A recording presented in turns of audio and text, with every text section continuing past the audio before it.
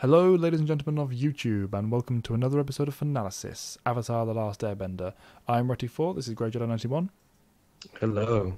And this is Antoine Bandelet. You are, my friends. Today we're going to be finally diving into Book 2, Episode 1. Take us away with the summary, Matt. Right, so this is the 21st episode overall, the first episode of Book 2, Earth. It is called The Avatar State. And in this sort of season premiere, I guess, we're going to reassess our story. Like the characters are reassessing where they're going in their journeys. Chiefly, Zuko's off doing his thing, and Aang and his gang are doing theirs. The idea for the gang is that they're going to be making their way back to the Earth Kingdom and team up with King Bumi so that Aang can start his earthbending training. But some other idea comes, in the way of that and sort of muddles things up. Meanwhile, on the back of Zuko and Iroh's part in turning against the Fire Nation during their invasion of the Northern Water Tribe, as we saw at the tail end of last episode, the Fire Lord, Ozai, has sent his daughter on a mission, and we're going to learn about that and her dynamic with her family in this episode. Oh, also we learned about the Avatar State. I was expecting literally, and this one's about the Avatar State.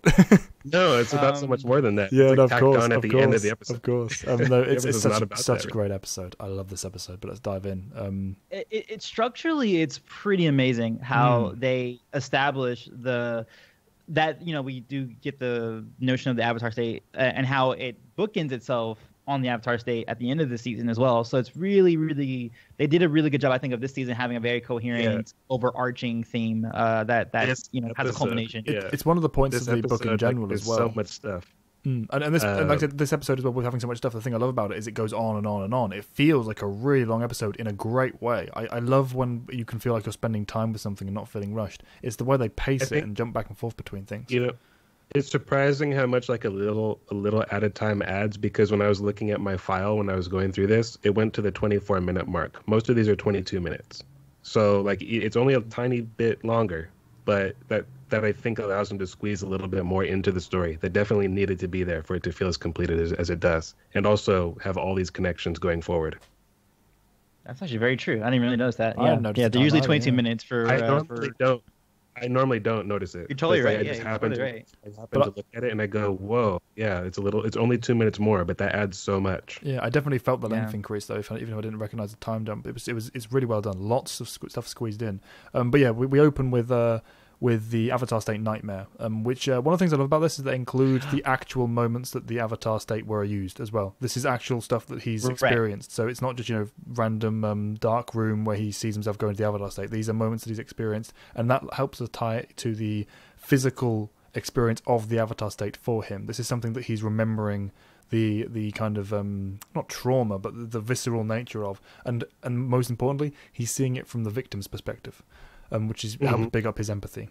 Very important. Well, the great thing about later the on empathy he sees it. Oh, sorry. Go ahead. Well, the great thing about the empathy of it is I've been in those situations before. Like I remember the first time my dad, because he taught me how to shoot when I was very young, and like him putting like the weight of a gun in my hand, I felt the lethality of that thing. He's like, yeah, don't be afraid of it, that kind of thing. Or maybe just even have like a knife in my hand, or like even at camp when I have scissors in my hands, I'm like, oh, like I'll visualize like the most terrible scenario happening, and I'm like, oh, what if I cut a kid? Or like I have this very dangerous thing in my hand that can cause all this, and I felt like I really empathize with that with Aang, because he's thinking about like the power he's holding and how he has no control over it really, because each time it's kind of happened, it's been something that has been outside of his control. And knowing how much destruction that it could cause, like I understand that fear like quite well. It's almost like I'm not trying to pick apart your words, Callan, or anything, but like when you said from the victim's perspective, it's almost like he is seeing what they're seeing, but he's like seeing the way that they look at him also. Like he's seeing them. You know what I mean? At least later in the second flashback, I mean. It's the second one when he sees Zuko. Yeah, that's the big one. It transitions there. But regardless of the physical perspective, the focus is on his empathy. I didn't mean to argue. Yeah, no. I get what you mean. I didn't mean to argue the semantics of it, but it's also like I don't want to be thought of as that way. Yeah. Like there is like a almost just like that's not me. Like it's not even like it's not pure empathy. It is for sure. It is, but it's also like afraid of yourself. Yeah. You know what I mean? It makes that point later on in showing that it's transitions to that point. So it's not just a case of I'm scared of this force. It then becomes I'm scared of me, as he kind of his perspective matures through the show with good reason, by the way. Yes, very good reason. It's a very poignant moment. the scene where Paku actually bids farewell to the gang, right? Yes. After that. And gives a very big thing that comes up at the end of the season. Again, another bookendy kind of thing. He gives her the Katara. No, that's not what you were. Yeah, I was going to say, started, is that what you're talking about? No. Right. Okay. No, Just I check was it. talking Yeah. about the Avatar. I was talking about something separate entirely. I'm talking about the vial he gives her. Yeah. No. Of course, the vial is what I'm saying. Yeah, but you mentioned before the recording that you you- had something that you noticed about Paku Like, that you did did weird. you notice Oh something no! funny That's about... not what I noticed. I was going to say, I was like, that I can't was be gonna say, it. yeah, of course we noticed that. Yeah, I was going like, man, he thinks we're dumb. No. When he was Frog. it's when he was something addressing it's when he's addressing Sokka. No, He says Sokka. Oh, he Does doesn't. he? He doesn't. Oh. I did not catch does. that. Oh my god. I have to. I missed that one. That's then. that's. I had to watch it shameful twice. I watched it twice. Ooh. we Did you we have just to came up mention from that, watching the Antoine? movie, Did you have so- to mention that? We're in book I'm sorry, 2, but damn I it. noticed it because it was there. I know. I mean, it kind of makes sense because he doesn't know him, and also the jerk that was supposed to marry Yue, like he called him Sokka Actually because does like that was do the Yeah. because he doesn't. Yeah, it almost makes sense on that level, but yeah, not really if he's gonna go marry your grandma, like get the name right. In reality, but, it's clearly just the voice actor going Sokka and then them not fixing the take. But that's a good headcanon version for it for sure. I This can't whole believe I scene, missed that. though, the funny thing about this scene is, I have two things. Number one, I like that this is a thing in the show in general, especially with Zuko, and in a big way in this particular episode. But I noticed it first with Sokka. I like that the characters don't wear the same clothes all the time. Yeah. Sokka is sleeveless because it's hot weather. Like, it makes sense. Like, okay, we're leaving the North Pole. Like, I'm going to take off my undershirts now. And that's a different character design for him going forward when they're in like the hot desert and stuff. I like that. Yeah. It's a subtle thing, but I just love that they make the effort to make it look like an actual year-long journey. Yeah, for sure. Instead of standard fit for the show. They've done for the characters. They've done that throughout, but that definitely comes in a big way for this particular book. This is when they start transitioning. Zuko especially, they start transitioning different character models and bringing in visual growth for us to kind of run alongside their actual emotional development. It works really well. And also this scene, like, this is a mild criticism, but it's like basically my only criticism of the whole episode. This particular scene looks like it was very cheap. Like, they didn't spend any money on it. Like when you compare it to like the rest of the scenes in the episode, they like had no money for this scene left over. They just did the bare minimum that they could. Even the characters, like the way they move, it's almost like it's missing frames, or like they just sort of cut corners. It looks very cheap. But the rest of the episode, I can understand why. It's as soon as they say goodbye to Paku that like the money is being spent. Because that's just like you've already, you know what this is from the last season. Yeah, we don't need to spend time on this. This is just getting it out of the way. Yeah. But a nice scene. I like the humor of it as well. Like Sokka going, be well, son, and just pats him on the shoulder. Like, oh, par for the course. Oh yeah. Also, passage of time. I also like the hair. Like they pay attention to hair. Well, yeah, we'll talk about hair in a big way. Yeah, we'll talk about hair in a big way at the end of the episode. But that's the big starting point for that one. Yeah. But in the next scene, we have Zuko and Iroh, sort of like the reestablishment of them, right? Yeah. And when you say reestablishment, this is where you see the hand of the writer like the most heavily with Zuko, I think, perhaps in the entire series, because he literally does just spew. Oh, by the way, guys, do you remember my shtick? It's about my honor and my father and everything. Who that is for is people that did not watch the last season and caught the season premiere. Like, hey, come watch the new episode of Avatar starting off the season this Sunday or whatever day, and like. Hey, this is my character. This is what I do. This is what I do. That was it. And there's ways of making it work more subtly. Like, since right now we're also doing the beginnings of Harry Potter and Chamber of Secrets, you'll have that. You don't know when your reader or your watcher is coming into the series, so you do have to do that. It's just that this is just so like they literally had him for his entire monologue. Just explaining everything. It's like, oh god. The thing is, I can forgive. At the very least, sorry. They did at the very least frame it as like the anniversary, right? So there's a reason why he's talking about. But also, I love this location. Yes, and this is a thing for this episode. I love the background in like pretty much every scene. I love this location. It's like this, the Earth General's quarters or his chamber. I love the backgrounds in this episode. This is amazing. Absolutely. When it first gave us that shot of the kind of Fire Nation resort kind of place they are at, because it's a scenic location. They've done a good job with both the art design, but also the creativity of the actual architecture and the positioning of it on the waterfall. Very nice. But zooming in, then you have the Sakura style trees in the background, giving the kind of ambient lighting for the moment between Iroh and Zuko. It's very effective. Very nice splash of a change for us, given the fact that we've had a lot of not monotone coloration as we've spoken about for the previous book, but a lot of similarities between the locations. This is where it starts to introduce the new stuff for getting further into the Earth Nation as a whole. But and also getting out of the blues and whites of the North Pole. Yeah, for the last few episodes in particular, they were very one note in that regard by necessity. I know they're doing an HD, or they did an HD version of Avatar, but it's not like HD in the sense that it's still the 4:3 aspect ratio, and it's just like higher quality. But I would love it if they like did a remaster, like a remaster. Yeah, don't change anything at all. Just remaster it so they can match like the Korra. Even with the fight too. Oh my god, that would be. That would be so good. I thought that's what they were doing. Like, but that's it's not. It's just upping the quality so that it can be. Looks good on Blu-ray, but oh my god, that'd be so cool. Full remaster, fully reanimated. But yeah, focusing back on the characters, this moment with Zuko, it's definitely sloppy writing. But the reason I can forgive it is because the rest of the episode is so jam-packed timing-wise. If they wanted to get all of this information across, they really had to do it this unsubtly. They could not have given us a more realistic, as you said, Antoine, subtle interpretation and introduction to the character if they also wanted to have the introduction of Azula and her relationship with Zuko so perfectly captured. The thing is, Zuko does at least normally talk this way. Yes, it is ham-fisted writing if you are really looking at it from almost like a scholarly perspective. Like, is this a good script? It's not a shining moment, but it's disguised well because that character does speak bluntly like that. Yes. And these are the things he wants. Yeah. And then you have Iroh sticking his foot in his mouth almost intentionally until he says after the fact. I think he does have a point, though, because really, I was thinking about that. I go, Iroh, that was so stupid. But then I go, he's right, though, because if Ozai really didn't care, which this isn't to say that he has any positive feeling or a human feeling toward his son. He's very warped. But if he didn't care about Zuko or his legacy or anything, what you would get is something more like Robert Baratheon and Joffrey, where who knows what's going to be on the throne after me. You know what I mean? It's not really but actually banishing is you are not good enough for this chair. You know what I mean? He does care. He just cares about all the wrong things. Yeah. Well, and we realized later that the reason why he wants him back too is that he feels like he's being shamed, because even though he did banish him to go look for the Avatar, now that people have discovered that he's out there, he's kind of like, okay, now he's screwing up too much, and he still is my son. His name's still associated with mine.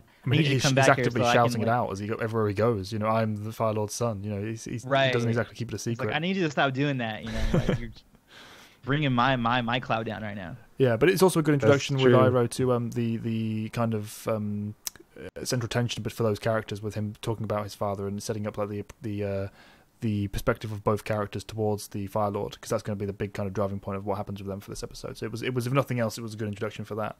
But and talking about Iroh himself, if you don't know who the character is, again, if you're coming into this not knowing what happened in book one, that's a good way of being, Iroh's this cool. Yeah, it's an excellent snapshot. The one funny thing that I thought didn't quite carry, or I guess it does, it's just funny to me, is that Iroh says that they were floating around that raft for 3 weeks with nothing to eat, and he's still chubby. He didn't lose any weight. Or, didn't just starve full stop, because no one can survive that long. But yeah, it was a funny line, though. And the way he delivered it again, it's just classic Iroh. Great snapshot for the character, humour-wise, for that moment. But talking about great introductions, though, we get the next scene. Yeah, this is the moment everyone's been pestering us for since we started this. Yeah. It's when are you going to get to Azula? Really? It was not Toph? It was Azula? Oh. It was Azula. People have been waiting for Azula. Yeah. This is Azula's show, right? She's the pretty star. much. Yeah. She's the only character that's worth But what an introduction! Direct contrast to everything we know about Zuko. We have the big ship. We have the palanquin. We have the bowing. Hey, we have everything is just perfectly framed against what she is compared to Zuko. Is there a term for a villain Mary Sue? Because she's the opposite of a Mary Sue. If that makes sense. It applies for both, I guess. It doesn't have to be a protagonist. You know what I Mary mean? Sue. She's if there's a villain version of it or something. She's deliciously evil. Like, you know what I mean? Yeah. Every moment that she's reveling in herself, where it should be for another character boring and ham-fisted and cheesy, it just works for her because they give her individual moments, even in this episode, being her introduction of personality that come across as almost showing her normal status and a normal posturing as a mask. It is her, but at the same time, it's calculated. It's thought out. She's not just I'm so evil. It's like, no, I'm putting this across to get for effect. Well, it works well. She is though. I am monster. She was. Oh right. no, of course, yeah. no, she is. Of course, she is. But my point is, when she's hammering it up. I'm just going to say it for the viewers, this will be a season-long debate. Like, Callan is much more forgiving in his view of No. I know. Yes, you are. She is a monster. Like, she is a monster. But my point is that when she's doing the ham-fisted, evil scheming and actions, she is putting thought into it. It's not like she's just rolling into it. And I have sympathy for her, but like she enjoys this. Like, she enjoys being this on some level. And it is like the perfect introduction to her, but I also like that she's not, as we come to find out, like one of her issues is that she's not really her own person or looked at for who she is, like she's always like this instrument.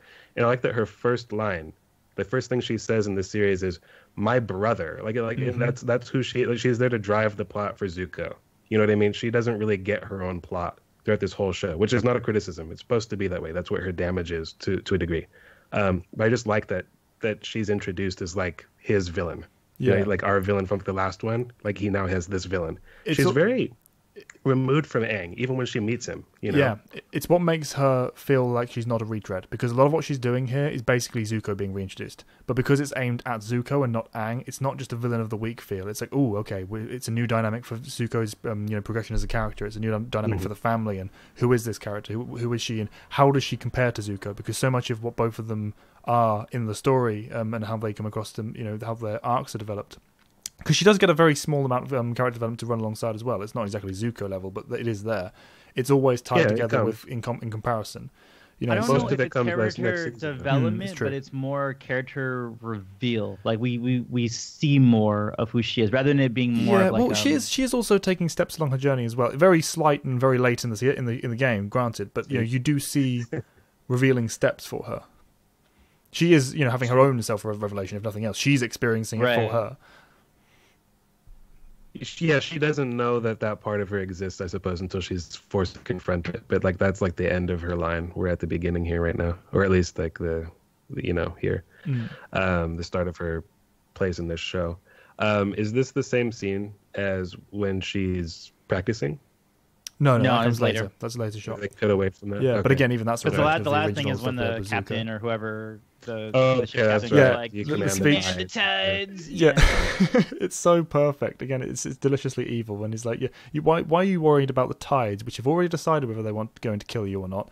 When you should be worrying about me, who's still mulling it over. It's such a great line. And that's what the reason I love that line is because she uses the word kill. And anytime like that they do that in like a kid show, it's like it usually means that there's going to be some sort of adult flavor to what you're talking about. It's like I can count on like the fingers of like one hand the amount of times that I've heard that. Yeah, blood is drawn tell she means from this episode as well. That's another thing. They actually she draws blood in this episode, which is not a common thing.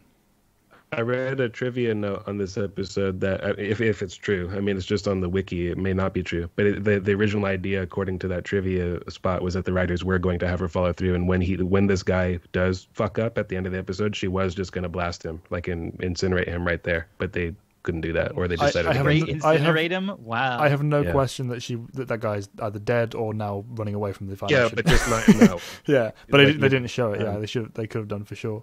They were going to do a Daenerys like dragon lightning fire. bolt. Don't even bring that up. Don't even bring that up. Like that's a whole other 5-hour debate. Like with Calvin, please. Yeah, we'll get there. We'll get there. But yeah, so the gang arrive at General Fon's outpost. They kind of here to pick up an escort towards Imashu as part of the plot is concerned, but or part of as far as their plan's concerned. But for the plot, They turn up and meet the general, who I love the character design for this guy. The shoulder pads in particular add a nice bit of unique flavour to him that helps him stand out from the rest of what we've seen from the Earthbenders. But like you said with the location as well, Matt, the whole architecture and interior design of his room.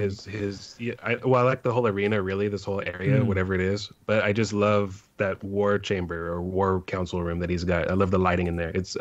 It's like Ba Sing Se, but not as creepy and weird as we get there. Like, this looks like a proper earthbending, Earth General's chamber that I would be happy to spend time in. It also be comfortable there. It also invokes a nice reflection of the Fire Lord's chamber as well. You can see the kind of similarities in how these are both places of war, with the two sides against each other. I like the kind of vague similarities that you can draw back on. Even just focusing on the fact that there's less lighting. Which is funny when you think about the way the Fire Lord's place is lit. But you know what I mean. The dark ambience of the kind of high ceilings, very dwarven almost. But yeah, basically, Aang's ready, right? He can fight the Fire Lord. Well, yeah. You heard about the rumors. And while this guy is completely like wrong and like off base, but when you take into account what little he understands, like I get it. You know, like I mean, this is a sensible. This is a well-crafted, flawed character. Like like in the sense that I get what's driving him completely. He is wrong, but I get it. Yeah, and completely. I'm completely empathetic with him too, because he, as he says, like, war is going on while you're training. Like if you can do what I just heard you did at the Northern Water Tribe, then like, yo, come on, let's just go meet Ozai right now and end it right now. And when Aang doesn't quite get what he's trying to say, he leads him directly to that physical representation. Look down there. That's the infirmary. Those are the lucky ones. They're the ones that came back. The ones that didn't die while you're taking your time going around training. You've leveled a fleet. We don't need you to be any more powerful. And it makes sense. Showing consequences of the war again, like in the kid show, where like you're seeing people recuperating and calling them like the lucky ones. Like this is, and there are kids, like many, like I mean, Antoine, like your dad's a veteran, right? It's like there are kids who like maybe I guess technically, technically, will like relate to this, like my dad didn't come back, or my mom, whoever, you know what I mean? It's like, so it's always gutsy when they put something like that in a kid show. It's usually seen as a risk or like a no, but I love that they're allowed to go there, because not every show gets to do that.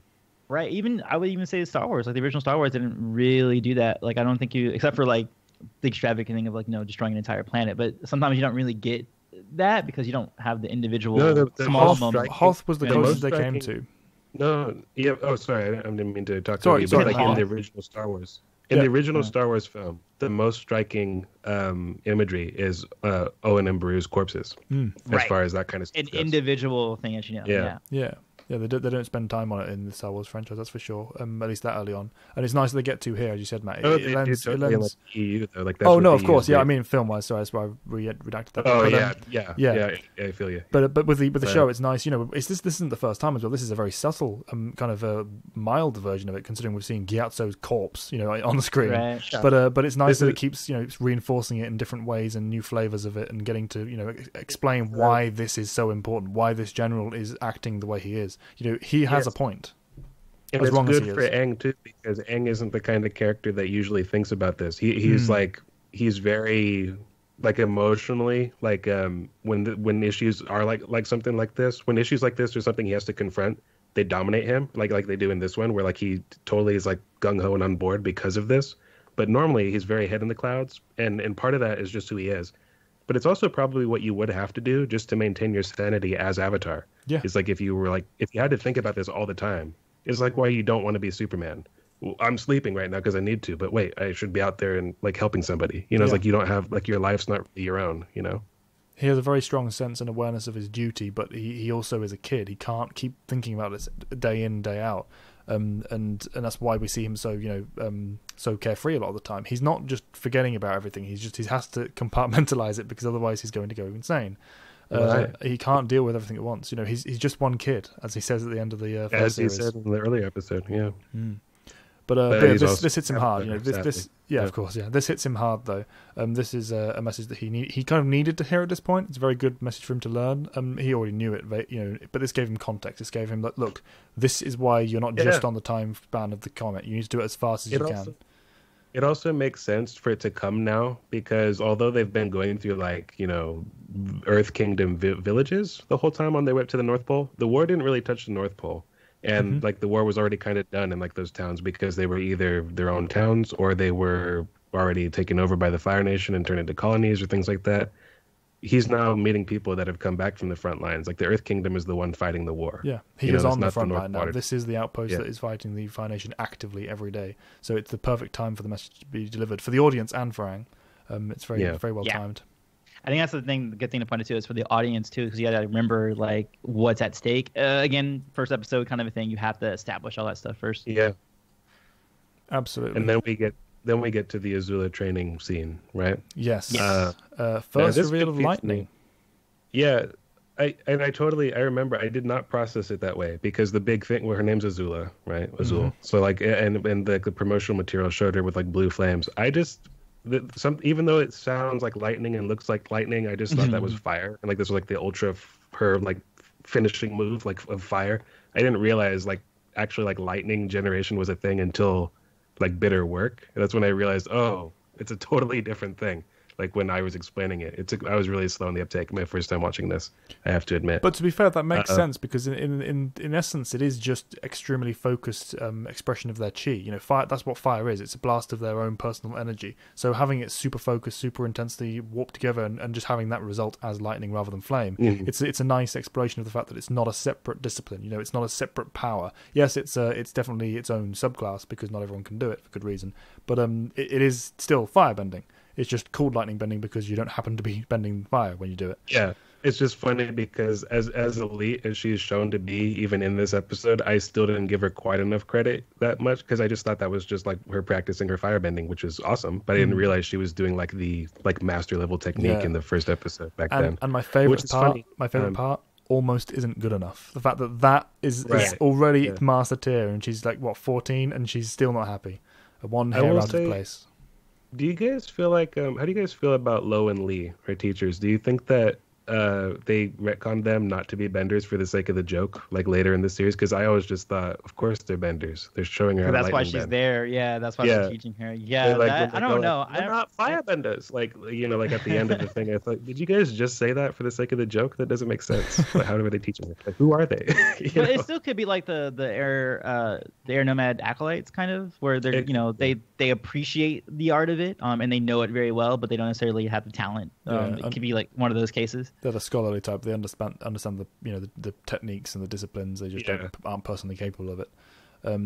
But yeah, whatever it works. I wish they'd been a little bit more present. Actually, I mean, they didn't need to be by any stretch of the imagination, but they could have had more to do. I think, given the fact that they do come up repeatedly throughout the series, particularly in relation to Azula. They're one of my favorite parts of the first episode of season 3, but we can get into that later. I love their speech that they give when they, but that's later. Mm-hmm.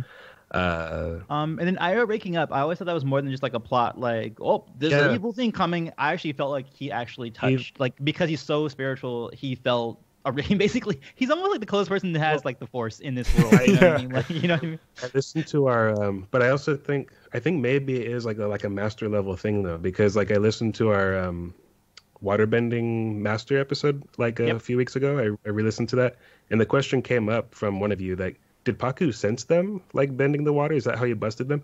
Maybe he can sense it. Like he can sense like I mean it's like a nice day too. It's like where the lightning come from. It's like but I mean it is like, can he sense like Azula's coming? Like, like in a way. I buy that. Of all the characters, I would totally buy Iroh being and able especially to do with how powerful she is innately. Like I think he would that especially with firebenders having like an internal chi, like that's something that would shake you in that way. That pure expression of her power and the taint of the world. I also like the more mundane idea that it was literally just him hearing the crack of lightning though. The idea that this kind of power, it can be heard for not miles and miles, but at certainly a great distance, and that kind of heralding the approach of the Fire Nation or just combat in the area. It's kind of like almost like Iroh's a veteran waking up and just hearing a gunshot and just that immediate, oh god, red alert, what's this kind of thing. Something, even if it's just as mundane as that, it works on both levels for me, whichever way they're supposed to be going. But I like the idea that he can sense it, also because of the idea that like lightning's created by creating an imbalance and then like letting it clash back together. Like there's something like that it's him being able to I feel a disturbance in the elements. Yeah, very cool. But anyway, so next scene. Yeah, is Aang, what? Aang agrees to help with the general. He comes Right. to him in the night and says, "Well, I'll help you." And then goes back more importantly to the gang, and they discuss it. Sokka's for and Katara's against. Understandably, because Katara's the one who's most deeply affected, and also the one who has to deal with it whenever he goes into the Avatar state most of the time. She doesn't like seeing him like that, and that she doesn't want to have him go through that for no reason again. And she's right, she's saying there's a way to do this, there's a way we're supposed to do this, and that's what we've got a plan here. But at the same time, the discussion is about the urgency that has been hammered in for Aang. Yeah. I think it's just that internal battle, like, do I go for like the more tried and true but long route, or do I just try to wing it like I just did like last week at like the northern northern water right. trap, Yeah, just which blow is it up. Ultimately, what As they say. that is ultimately what they try to do. Like he does initially try to confront the Fire Lord without really being fully trained because time's up. So it's interesting. Yeah. There's a nice bit of foreshadowing for what happens in season 3 as well. Yeah, relevant discussion. Well, yeah, and ultimately how he enters the Avatar state. Too, Oh yeah, that's like a separate issue. Yeah, we'll get there when we get there. Yeah. Agreed on that one. But next is it's since now he's on board. Yeah, the montage of like, oh, what can we do to like stir the Avatar state? And I love all like they give him caffeine first, and they're like, they hey, give him caffeine. Yeah. Yep. Which like Aang does not need any caffeine. No. We know this. Yeah. Sokka like surprise. the shaman who's like, let me just get all the elements together and then put it on you. Can I just say I love there's a split second. Let's get to that one last. Well, yeah, let's get to that one. Sure. Because the one that between that was the Sokka surprise thing that you have in the notes. Yeah. And I was surprised by how actually surprising that was for like a Sokka plan. He came up with that like pretty quick. Like it actually did scare Aang, but just not enough. I like that part. I love the effect and the visual eeriness of it. Like, oh god, it's Momo, because they always play well with the weird Momo moments. Like just no matter how far along the spectrum you're going, they always make it strike out or striking rather and fit. It's very funny. Also, the idea that the Earth Kingdom is like watching with bated breath Yeah. while Sokka does this. It's like, but the general's expression as well.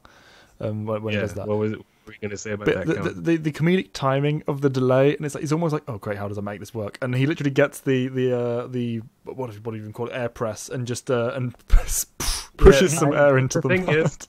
The thing is, if I had that guy's job and he told me I need you to awaken the Avatar state, I would go, oh, I guess this might work. I mean, like, what have I got? Like, I would probably come up with not much better than this. Like, what else are you supposed to do? I'll just combine the elements. Like, it is just mud, though. It is funny, but just the comedic timing of the delay, because there's a split second where the frame kind of hangs before he pulls out the reveal of what the air was supposed to be. Like, he doesn't just blow on it or wave his hands towards it or anything. It was just really funny for me.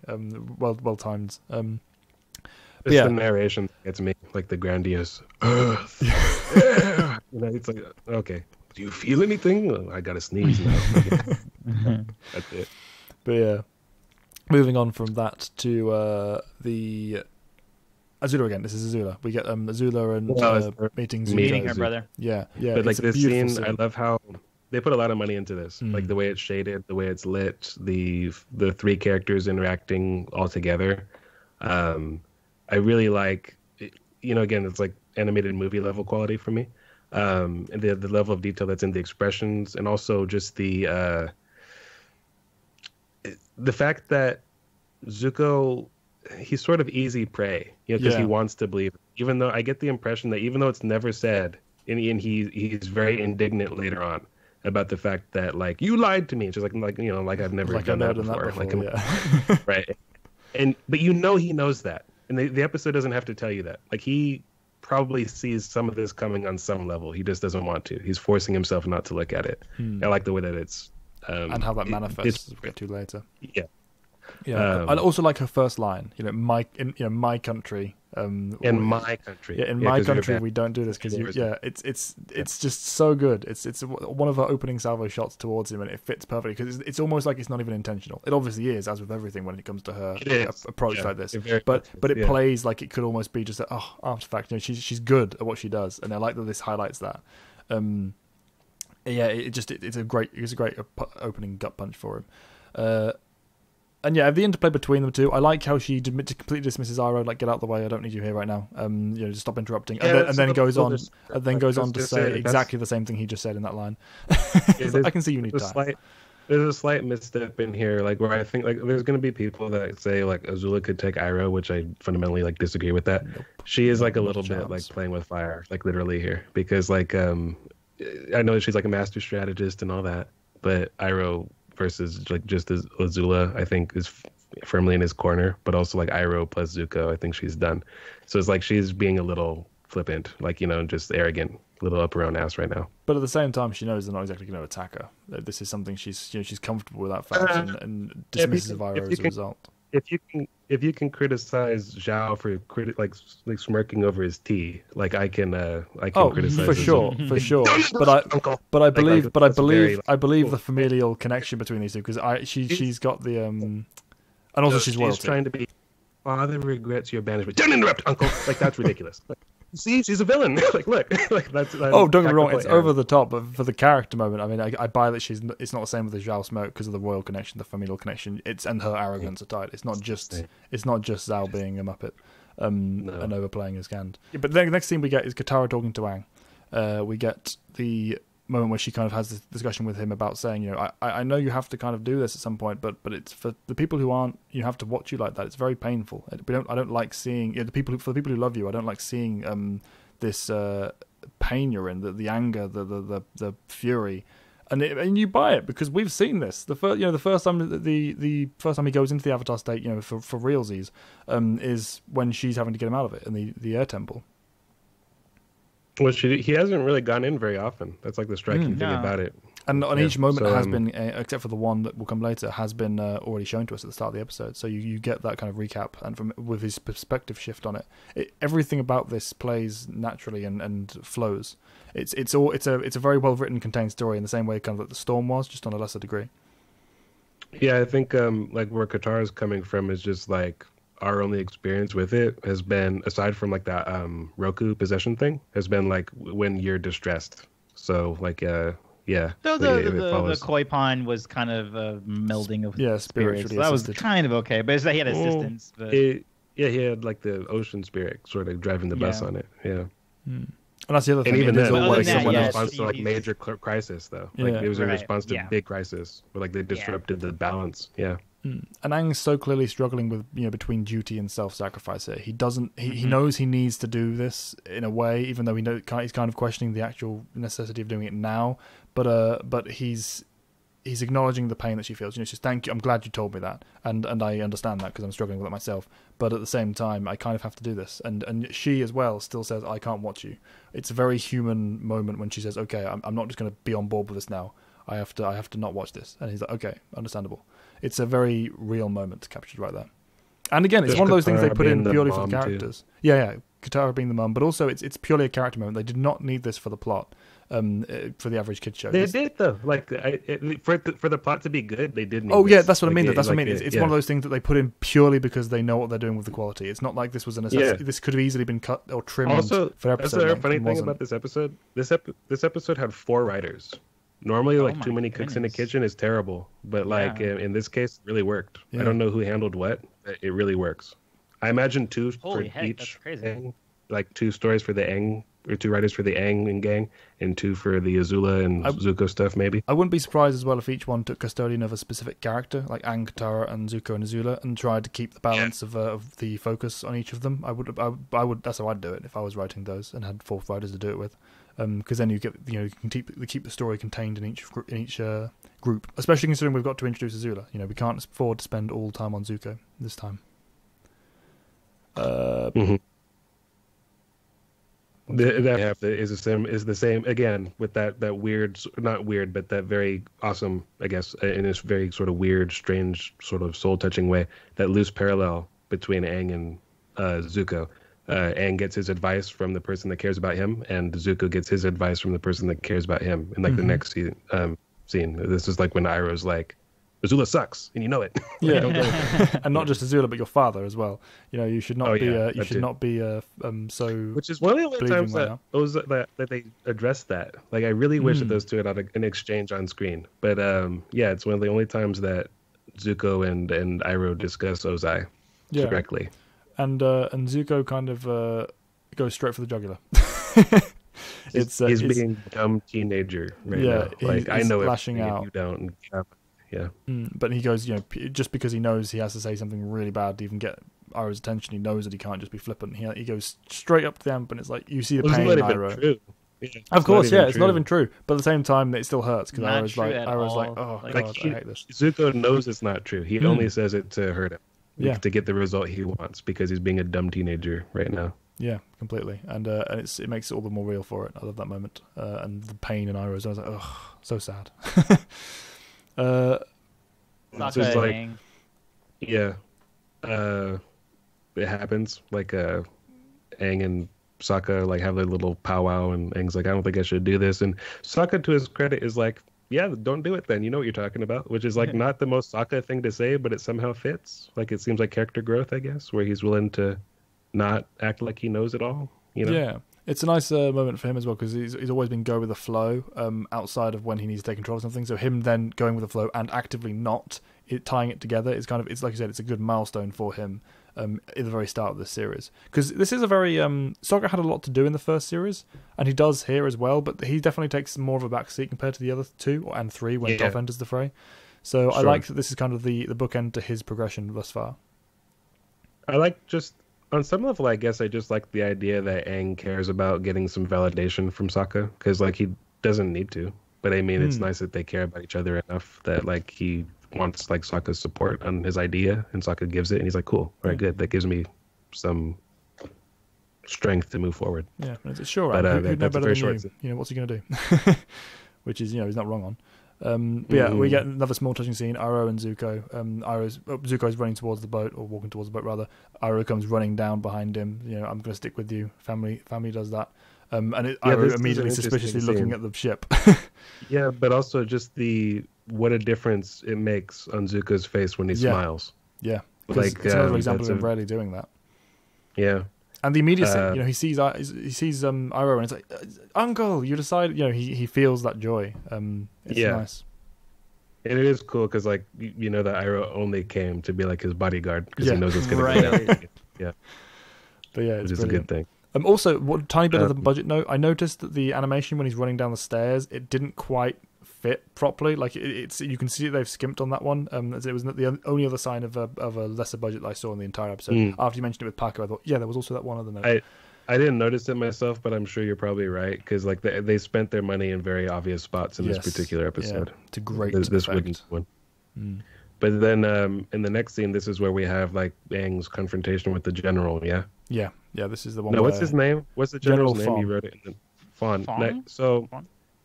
Fawn, like Fon, or Fong, whichever it is. Okay. So I mean, obviously Aang tells him, I quit. I have to go do this the right way, and he's like, oh, I see. Well, I'm going to attack you now. I'm going to force you into that. Yeah. Like that's pretty much what happens. I was surprised by. Now, granted, we haven't had very much earthbending up to this point, but like very much at all, really. But this guy, aside from like the obvious ones, like Toph and Boomy, he's probably one of the better earthbenders that we ever see. Even though he's like sort of like a. I mean, like he is a general. So he was doing similar to what Boomy was doing when he had his little fight with Aang. Similar movements, similar style. I was surprised by how competent a bender he was. Like he's actually like an imposing guy. Because the thing is, like Aang very consciously is trying not to go into the Avatar state or attack back, but at the same time, his pacifist maneuvers aren't enough to lay this guy out the way they often are with so many of the other antagonists he has. So this guy is pretty, skilled. Earthbenders are not a good matchup for airbenders because all of the effects they can usually do against are just completely negated with a simple wall. It's one of the most basic earthbending moves. I like how he's the highest kind of level of earthbender we've seen thus far that wasn't someone with a particularly unique style as well. He's clearly just an amped up version of what we've seen from the mundane soldiers throughout the story. It's going to stay that way. Like if my memory holds up, you're not going to find anybody that outclasses him aside from the obvious ones, like Toph and Boomy, on that level. At least in this series, I'm not counting Korra in this. Yeah, with the possible exception of the Daily, obviously. But that's in a different way anyway. They've got their own highly stylized, style. and even then, I'm not sure though. They're very they're like Azula. They're like sort of pinpoint accuracy. True. They're not so specific. much overwhelming strength. So Yeah, I'm we'll not see sure. what they can Like, do he outside might that be fair field. competition for him. Yeah. And it Yeah. makes sense too for someone who's been at war. He's a and general. The way he has, like, right, the way he's gonna fight is going to be like that because he is gonna be dealing with large battle units and not dealing with one-on-one fights. He's not doing Agni Kai, every day. Yeah, precisely. The difference between dueling and open warfare. Yeah, I love that. There probably wasn't even intention on their behalf, but I love that when that kind of pairs up because it makes sense that they're going to be dealing with these giant rocks and circles and blasting the floor apart in big waves. That's what they need to do if they're going to take up battalions of particularly non-benders because it's the best way of doing it. Yeah. But he was the one that surprised me on rewatch was just how good he was. I was like, I don't remember him being this good, but okay, yeah. Yeah, no, he as well is it's a very minor criticism and more to do with like a toning thing. I would have scaled him slightly back, but I think he went a little over the top in his delivery sometimes. I know obviously he wasn't. It worked. It worked. Yeah, well, just simple bits in between. He's not off for me, but I would have scaled things just slightly back on him because he's a really interesting character with an interesting point, but he's a bit cartoonish in some areas.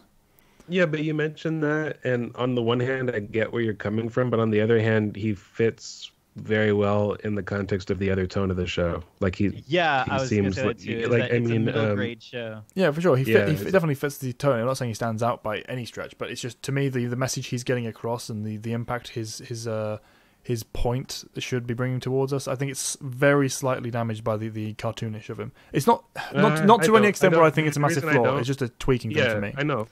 Yeah, but the reason I don't is because I think if everyone was Zhang wouldn't be special. That's true. So like this guy isn't that level. Definitely of didn't awareness. need to be that level, but just somewhere one nudge more towards that for me. He's just goal oriented and desperate to get what he needs. Like he doesn't like he's a ends justify the means kind of guy, and that's and done in the Avatar style. This is what that looks like, with like their sense of humor and the way that they write.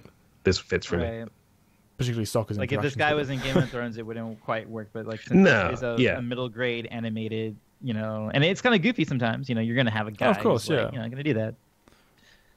Of course, yeah. No, just to me because of the message he was delivering, I was like, maybe I'd tweak it a little bit.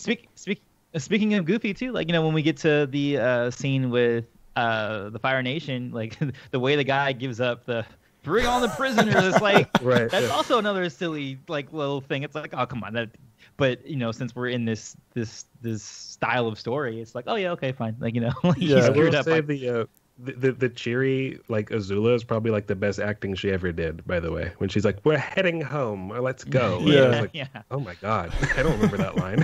Oh like, man, okay. You sound and also but it doesn't work on you. And also the moment when she realizes and he realizes that I'm dead. I'm either running away or I'm dead because I've just fucked this up. There used to be like a fan theory that guy did that on purpose, like just to screw with Azula. Like, but that doesn't follow because like it's not worth the risk. Like he probably just got killed. Like but yeah, so that happens. And, we saw arrow bending as well. He's firebending again, very mildly, but he does do it a few times. Yeah, I was gonna say like I didn't notice him firebending. I think he does a few flames. It's a few. Yeah, very very mild, but he's very cool. Takes out all of those guys on all of them in general because Zuko doesn't actually manage to take out Azula. I love that he's on full firebending close combat mode, which is very visceral and very engaging. But I love the fact that she doesn't even bend.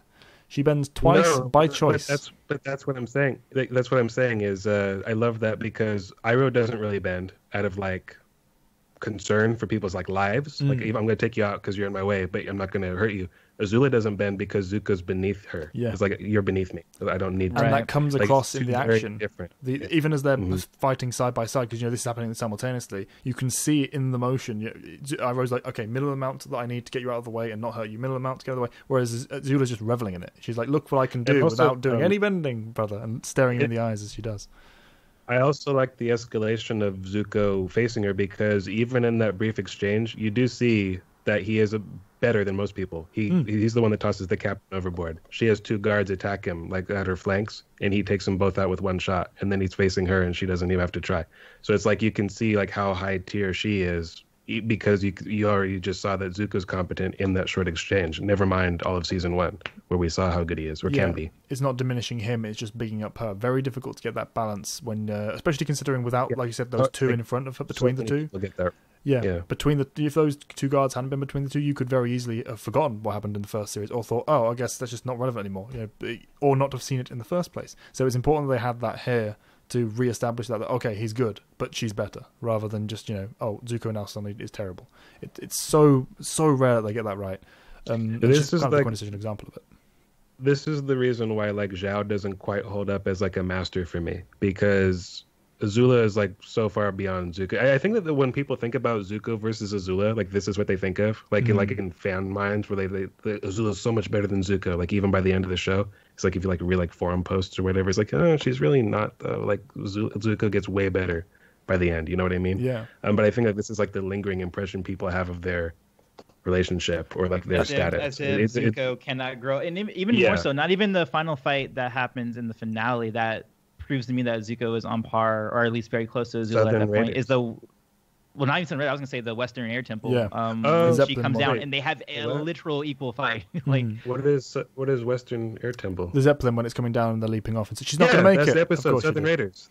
That's the Southern Raiders. Yes, I guarantee you. No, I don't think it is. Because is it? Because Southern Raiders is when they go off together. I await your apology.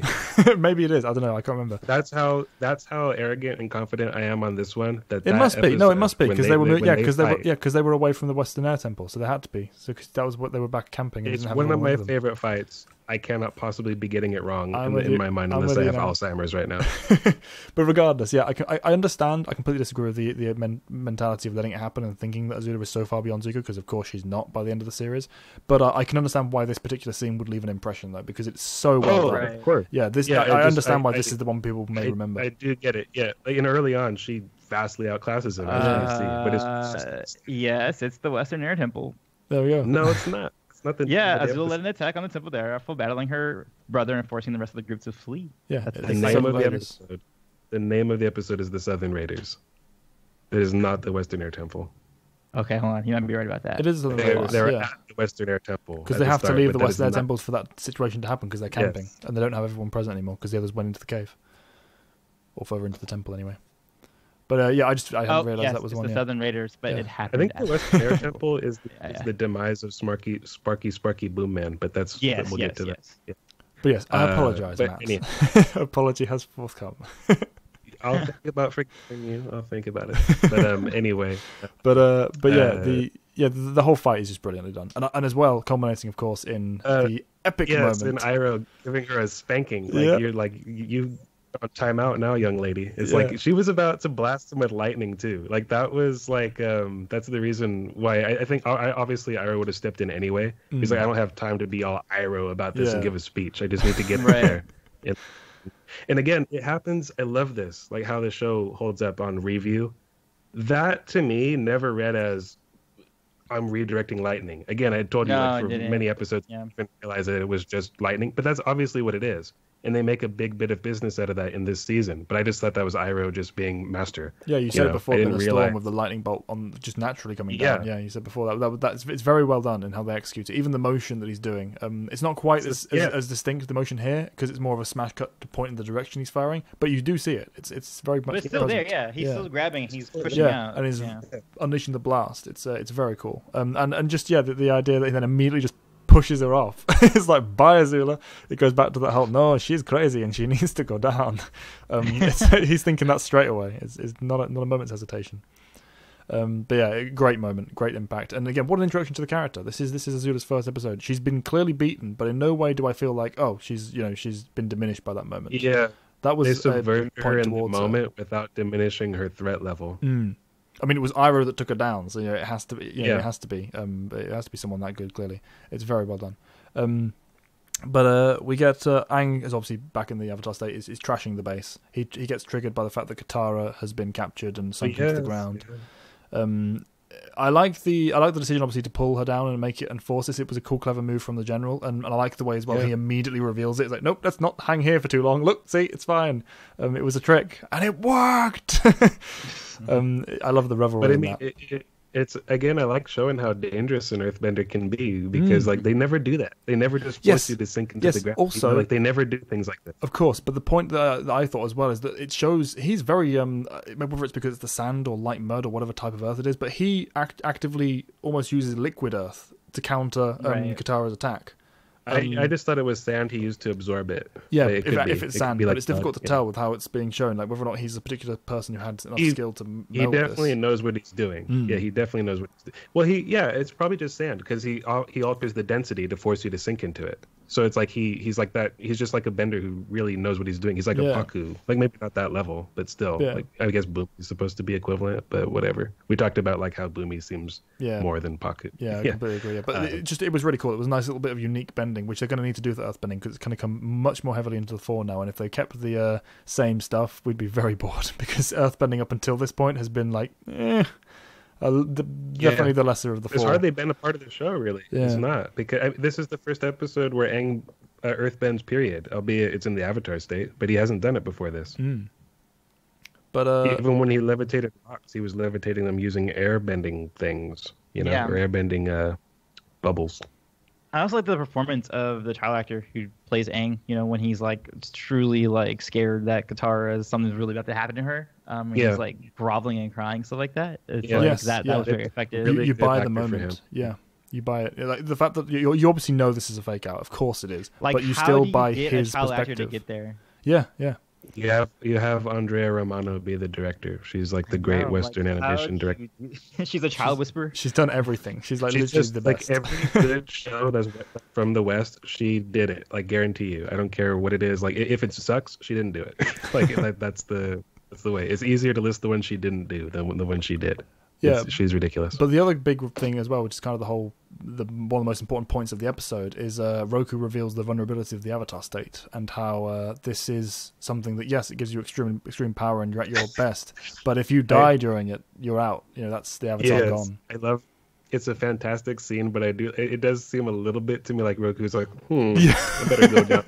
now is the time for you to learn. I thought that as well, and the fact that I know it wasn't. I know, obviously. I don't know why it wasn't last season, but it is now. Yeah. Like before, you needed the solstice to get me, and now it's like, you know what? You don't need the solstice. I'm gonna go down there. The solstice just kill us all. The solstice just unlocks the potential, I guess. But you know what? It's probably a conversation with like all the other past lives. Who's like, can you please? He's about to go down there and get himself killed. Yeah. Can we go down there because we want to save ourselves? It was like Yoshi has like a shrine in that village. It was like, Roku, I'm watching something, and you better go down there and talk to like your next life because he's in trouble.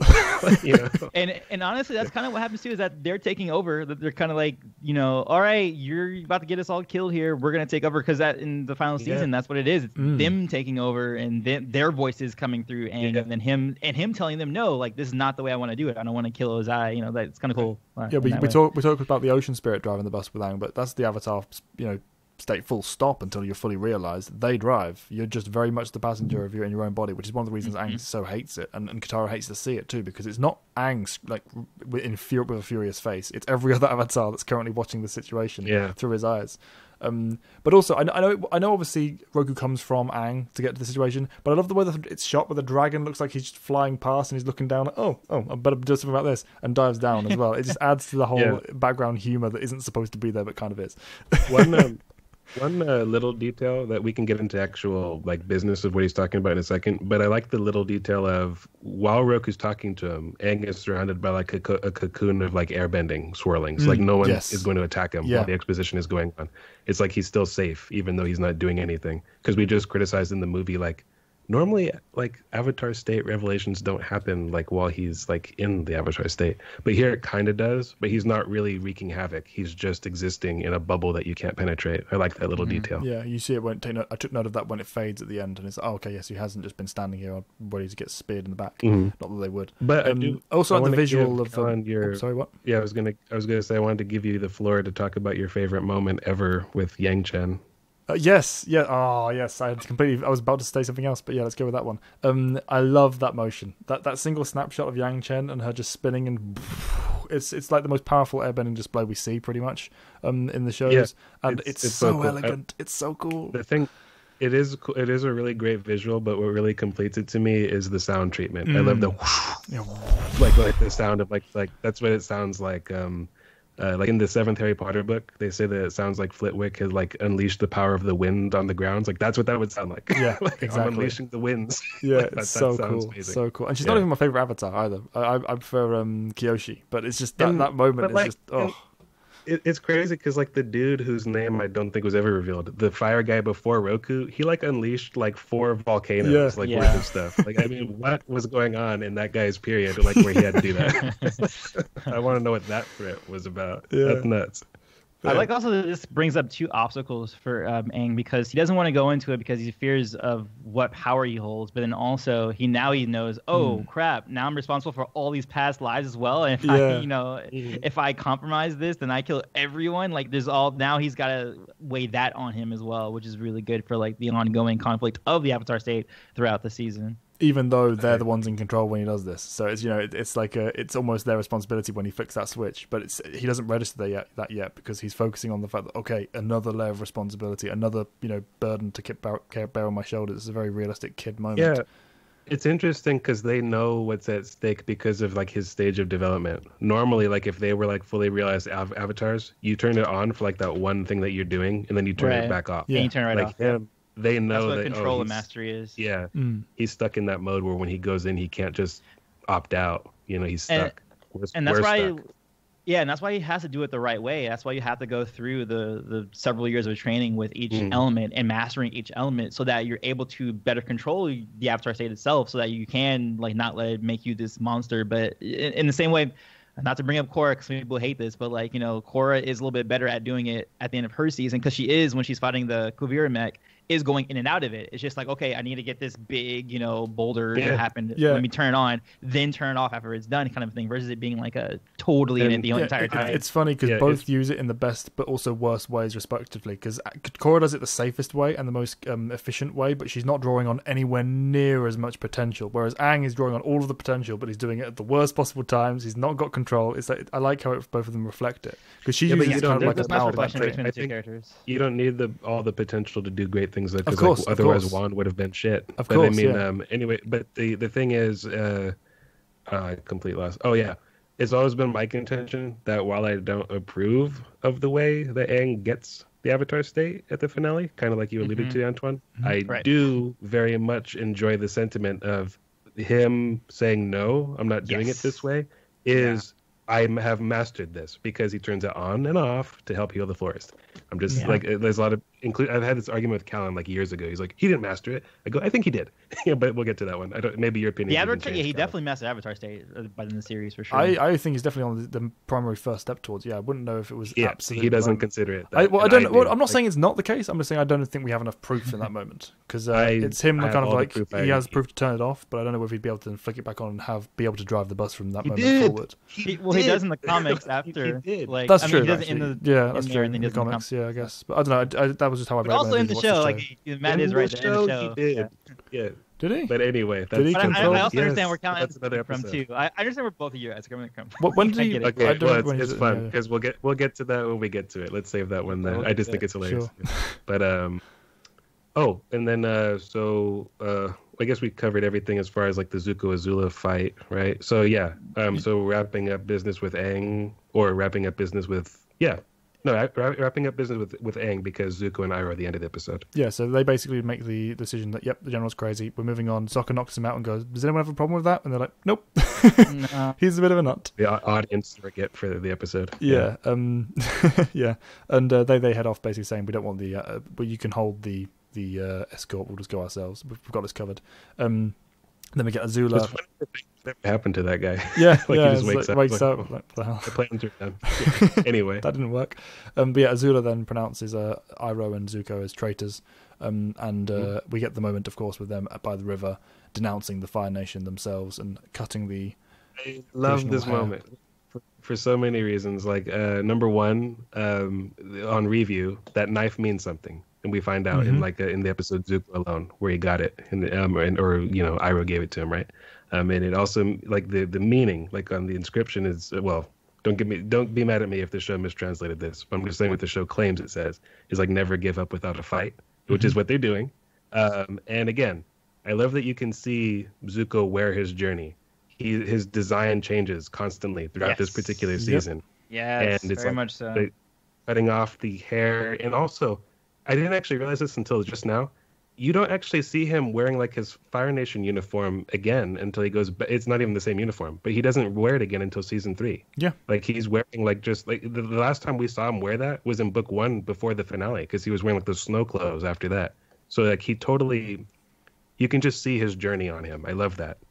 It's brilliant, the visual kind of representation of where he is at any given moment. You can look back and go, oh, I remember looking at this shot. This is when he's in this period. You know, and it doesn't focus on that. It's not hammering you over the head with it. It's just there for you to see if you're paying attention. And you know what this very ceremonial hairstyle represents for them. You know, it's just goodbye. You know, sailing off down the river, going the opposite direction that they are. You know, it's just the quiet of the moment. They say we should be safe here, and then they just do it. They don't say, "Hey, we should renounce our ties, right. the literal ties to the Fire Nation. Let's just go with it." You know, they just have a quiet moment and let it flow. It's brilliant. I love it.